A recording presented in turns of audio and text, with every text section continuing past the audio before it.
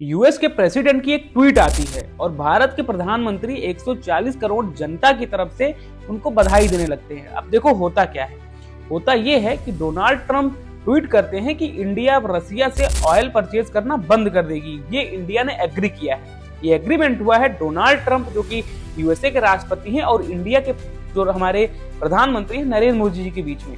देखो यूएसए ने पहले भी ये इस चीज पर बैन लगाया है और इंडिया एग्री हुई है। यूएसए ने कहा कि आप ईरान से ऑयल नहीं परचेज करेंगे और इंडिया ने परचेज करना बंद भी कर दिया।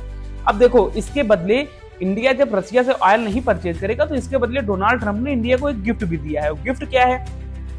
तो गिफ्ट ये है कि अब जो इंडिया पर टैरिफ जो पहले 25% और 50% लगने वाला था वो अब मात्र 15% लगेगा। लेकिन ये बात खुशी की नहीं है, क्योंकि मैं आपको अगर इतिहास उठाकर बताऊं तो इंडिया में डोनाल्ड ट्रंप जो कि हमारे मोदी जी के सबसे बेस्ट फ्रेंड और सबसे चहीते व्यक्ति हैं, उनके पहले इंडिया जितने भी यूएसए के हमारे प्रेसिडेंट थे उन्होंने इंडिया के ऊपर मात्र 6% 4% ही टैरिफ लगाया था।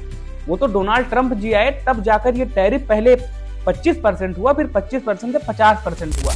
अब इंडिया ने एग्री किया है कि वो रसिया से ऑयल नहीं परचेज करेगा, वो परचेज करेगा तो करेगा वो वेनेजुएला से और अमेरिका से। अब इस वजह से इंडिया के मार्केट में ऑयल में तेजी आने वाली है। मतलब भाई अगर हम इंडिया की बात करें तो हमको ये नहीं समझ में आ रहा है कि सरकार आखिर में कर क्या रही है। मतलब हम डोनाल्ड ट्रंप खुले आकर मंच पर कह देते हैं कि मैंने इंडिया को वॉर रोकने के लिए प्रेशर दिया है, प्रेशराइज किया है, फिर जाकर ये वॉर रुकी है। अब डोनाल्ड ट्रंप खुलेआम ट्वीट कर रहे हैं कि इंडिया एग्री कर रहा है कि आप हमारे पर 15% टैरिफ लगाइए और हम रसिया से ऑयल नहीं परचेज करेंगे।